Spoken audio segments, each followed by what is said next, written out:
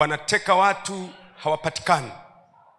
Nakuta mama analia, baba analia, familia inalia, nchi inaomboleza kwa sababu ya watu kuwa wanatekwa, wengine hawajapatikana mpaka leo.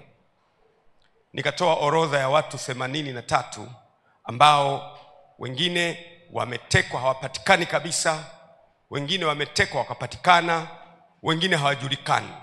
Kwa kati ya hao kuna watu ambao wametekwa hawapatikani, na kati ya hao kuna missing persons ambao hawajulikani wamekwenda wapi. Na mpaka juzi tarehe 28, Shehe wa Zanzibar, baada ya kuwa nimetoa tamko hili, Shehe wa Zanzibar, Shehe Jabil Haidar Jabil Al-Fasi, kuamkia tarehe 28 mwezi huu wa 5, juzi tu niliposema, alichukuliwa nyumbani kwake Fuoni majira ya jioni, na maiti ikaja kuokotwa njiani, njia ya Kizimbani ya Kinumoshi, eneo la Bumbwi Sud. Huyu Shehe Jabil ni muumini wa msikiti wa Ijumaa wa Marindi, naye ameondoka. Lakini tarehe 23 Machi ameondoka pia mjumbe wa halmashauri kuu ya CCM kule Mwanza, naye ameondoka tarehe 23 Machi, hajapatikana mpaka leo. Kwa hiyo watekaji wanateka mwana CCM, wanateka kiongozi wa dini, wanateka mwananchi wa kawaida. Juzi tu mmeona kiongozi wetu Father na Padri Kitima, ambaye pia ni katibu wetu wa teki, alivamiwa na watu, akapigwa, akaumizwa, na wale watu walikuwa na nia ya kumuua kabisa, akasurvive. Katekista wetu mwingine kule na yeye kavamiwa, na yeye kapigwa, kaburuzwa.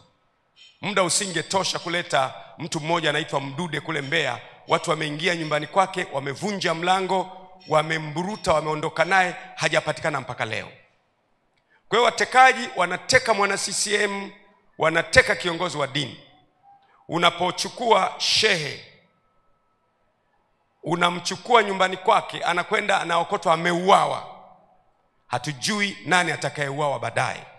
Nataka nisisitize, Chama cha Mapinduzi ambacho wahasisi wake ni Mwalimu Julius Kambarage Nyerere pamoja na Abeid Aman Karume, chama hicho hakikubali utekaji.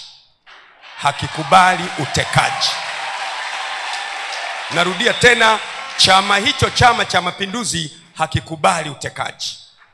Na mimi mpaka sasa ni mwanachama wa Chama cha Mapinduzi, naungana na waasisi wetu Mwalimu Julius Kambarage Nyerere pamoja na Aman Abeid Karume na viongozi wengine wote wa Tanzania waliowahi kutawala nchi hii, akiwemo Ali Hassan Mwinyi ametangulia mbele za haki, akiwemo Benjamin Mkapa ametangulia mbele za haki, akiwemo Jakaya Mlisho Kikwete ambaye tuko naye leo, akiwemo John Pombe Magufuli na viongozi wengine wote. Hawa wote hawajaasisi chama cha kuteka watu, na CCM sisi si watekaji, na anayeteka watu anateka kwa nia yake yeye mwenyewe.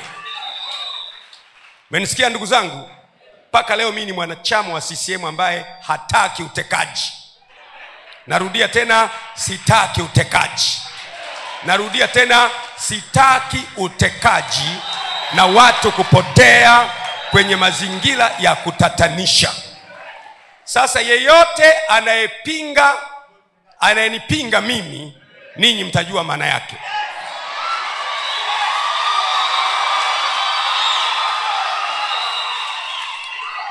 Nilitoa mifano nikasema hivi, mwanangu Jordan akitekwa leo, akachukuliwa kama alivyochukuliwa ndugu yetu Muislamu mzuri Ali Muhammad Kibao hapo Tegeta jimboni kwangu, anachukuliwa, basi inasimama, anashushwa ndani na watu, wanaondoka naye mchana, alafu kesho yake anaamkia ameokotwa kule Ununio jimboni kwangu kule, ameng'olewa macho na amekufa. Nikasema akifanywa hivyo mwanangu Jordan, akachukuliwa na watu mchana, akaenda kung'olewa macho, nitajisikiaje? Na nikasema akichukuliwa rafiki yangu, ndugu yangu Abdul, mtoto wa Mama Samia Suluhu Hassan, mwenyekiti wangu wa Chama cha Mapinduzi, akachukuliwa yeye, akaokotwa amekufa, ameng'olewa macho, utajisikiaje? Na naongezea leo, akichukuliwa mtoto wa Jakaya Mlisho Kikwete,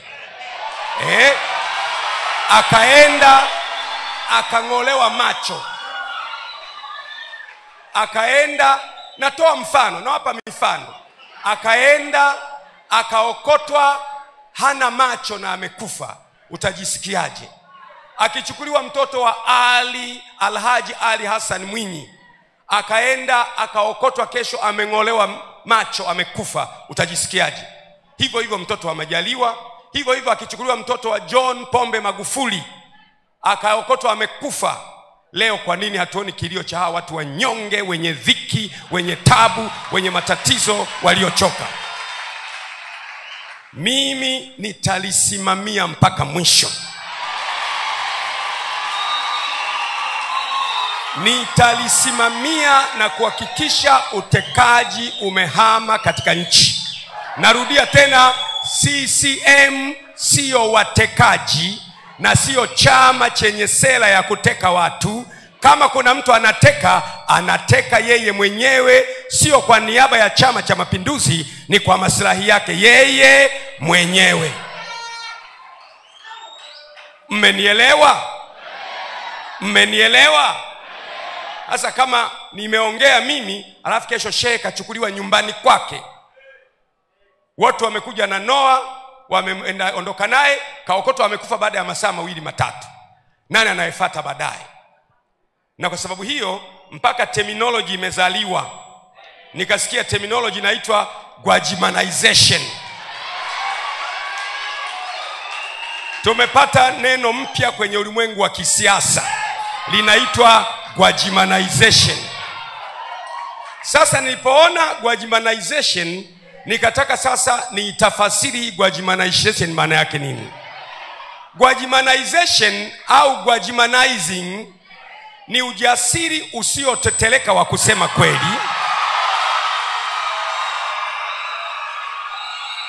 Haijalishi ukweli huo ni mchungu au hawapendezi walioko madarakani. Ni dhamiri thabiti ya kutetea maslahi ya taifa kuliko maslahi binafsi, na kuinua sauti kwa uthubutu mkubwa bila kuyumba kiasi cha kusababisha ivume ndani ya himaya za mamlaka na kutikisa misingi ya ufisadi na dhuluma katika nchi. Na kama hii ndiyo maana ya Gwajimanization, basi naipokea kwa mikono ya shukrani, na ningependa kila mtu awe Gwajimanized.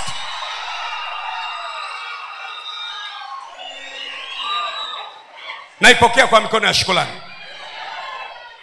Ndugu zangu, nimesema maneno haya ili kufafanua place yangu, kwa sababu mnajua nyie ni kanisa.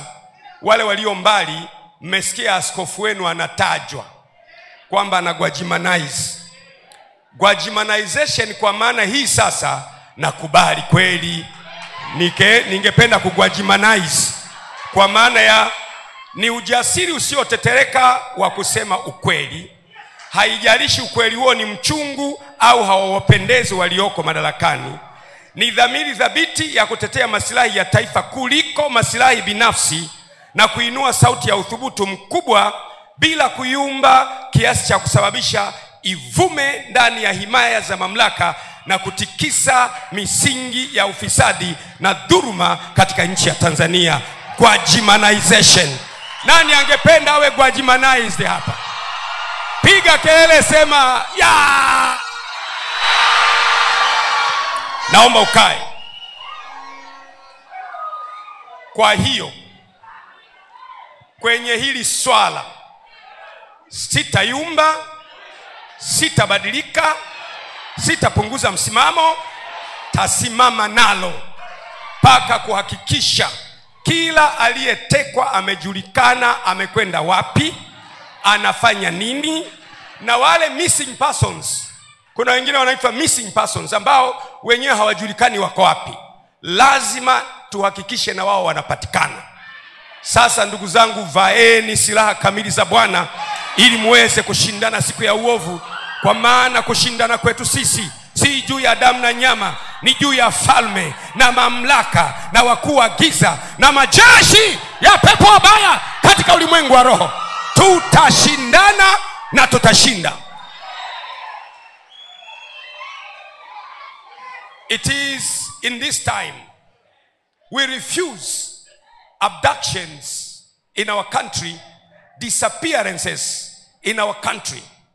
We will never take abductions and disappearances in a country, Tanzania, as a normal matter. We refuse to do it. And I, as a Tanzanian, will never swallow that people are abducted and everybody is silenced. Silence means granting access to evil. Silence means comfortable.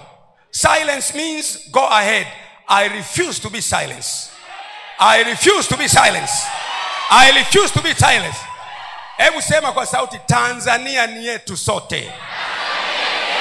Sema Tanzania kwanza, yeyote yule na wowote wale na lolote lile linafuata baadaye.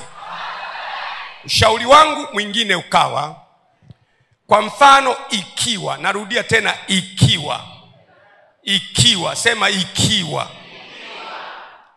Kwa sababu watekaji wengi hawa hawajapatikana, na mimi nikasema mimi haiwezekani watekaji wawe vyombo vya dola. Nikasema watekaji sio polisi, kwa sababu polisi hawezi kwenda kumchukua mtu mahali na akajitambulisha polisi alafu mtu huyo akaokotwa ametupwa boda. Kuna yule yule kaka wa Kenya Boniface Mwangi, kuna yule dada wa Uganda kaka Boniface Mwangi wa Kenya, na yule kaka dada wa Uganda yule Agatha Tuhaile. Haiwezekani, wale si polisi. Polisi wa kwetu ni competent. Sema tena competent. Wale sio idara ya usalama. Idara ya usalama ya kwetu ni competent. Wala sio jeshi la wananchi, wala sio magereza, wala sio uhamiaji. Sio. Bila shaka inaweza kuwa, hebu sema inaweza kuwa, kuna kakikundi fulani ambako kenyewe kanakuwa kanawachukua watu kwa masilahi ya mwanasiasa fulani. Ndiyo maana nikapendekeza kwamba wakuu wa vyombo vya dola, wa kwanza, wa pili, wa tatu, wa nne, wale ambao wanapatikana kwa influence ya taasisi ya rais, ndiyo rais awe anawachagua.